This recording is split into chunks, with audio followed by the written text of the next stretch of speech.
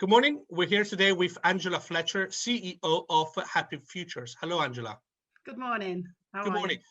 I've been on your website and it is very interesting. And there's an interesting catchphrase that pretty much explains about Happy Future. It's about providing outstanding support for individuals with learning disabilities, mental health, and complex care needs. But can you please introduce us to Happy Futures and a bit more about yourself, please? Yeah. So Happy Futures started in 2011. So that's when we opened, and we started supporting people in Whitby in 2012. Just from the back of a little church hall, we started off doing home care support and skills within in the small skills centre, and then we moved to Scarborough in 2013. And it's just grown from there, really. So we started off really with me and a couple of others, and now we've got about 108 staff. Wow. So in a short amount of time, we have grown the company quite quickly. So what that meant was that I had to put a lot of structure into the company, even though I couldn't afford it at the time, because to grow a company, we had to make sure that someone was covering all bases, if that makes sense. Because at the time it was just me, so I was like the recruitment person. I was on support. I was a finance person. I was doing the wages. I was doing the invoicing. Wow. I was interviewing staff.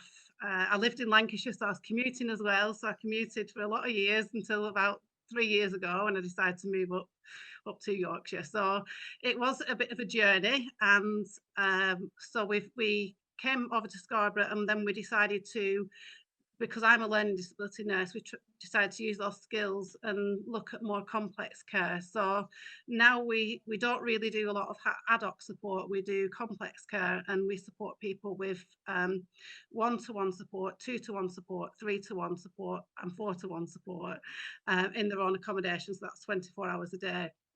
We support people in the community and in their own accommodation. We've got a development called Treetops, and it's 15 bungalows on one site, and we've got a porter cabin there with a positive behavioural support team. So we deal specifically with people with autism. So we've got autism accreditation, and so it took us 3 years to go through that audit and then be assessed and get that accreditation. And we are outstanding with the Care Quality Commission, and also we're multi-award winning. So we've won quite a few awards. We constantly get lots and lots of referrals now, every day, from Excellent. adults and children's services, and we're doing something very unique in comparison to other providers. So what Happy Futures is about, it says it in the name, it's for people to have a happy future. And we tend to take people where every other placement they've been to has broken down, and people, so the people who are difficult to place, who need very, very highly trained specialist staff, them's the people that we take. So once they come to us, they stay with us. And we, if we have ups and downs, like I might have, or you might have in your life, the people we support are exactly the same, and we just make sure that we put things in place that they don't have to move on to another placement. So once we've got them, we just deal with whatever comes, if that makes sense.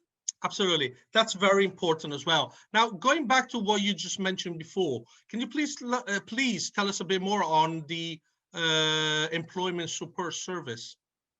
Yeah, of course I can.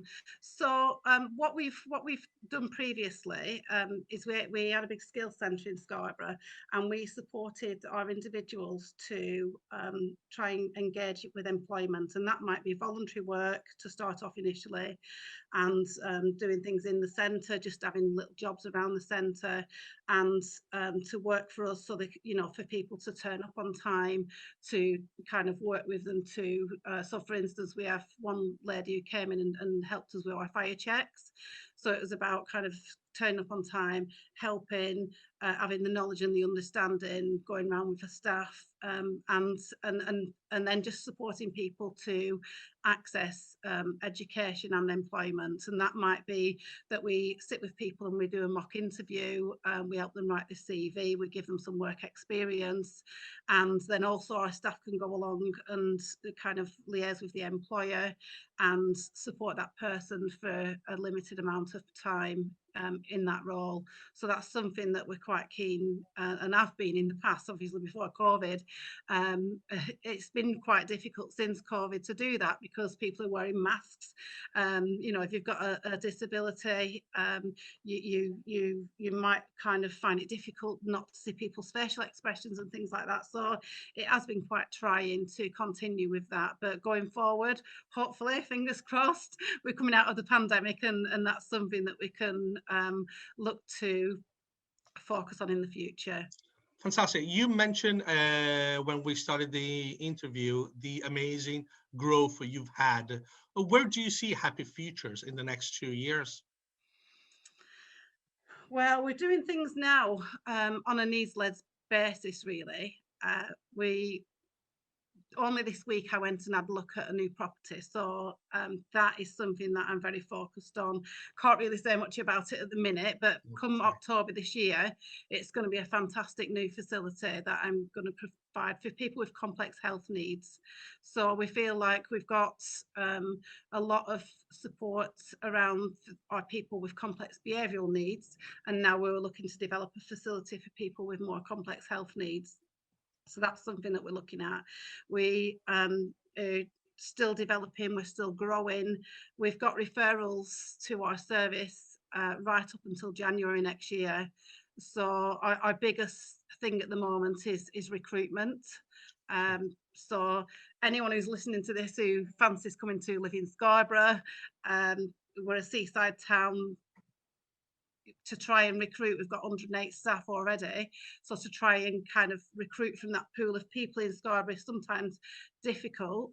We do pay above the actual living wage to our staff, and our PBS workers get a salary of something like 28,000 starting salary, which is amazing for the care sector.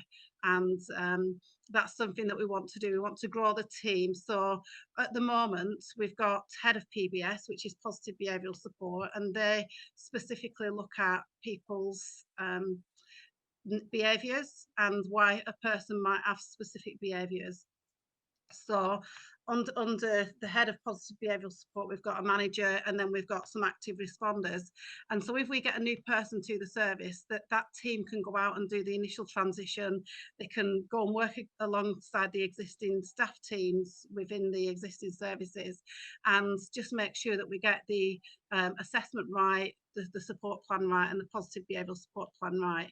Something that we're looking to do in the future is we're looking to write a paper to give to NHS England and Transforming Care Team and the clinical commissioning groups and North Yorkshire County Council, that we can promote this team to go. So rather than some providers where they might have failed in an area and we end up with that person, I don't see why that person should have to keep moving.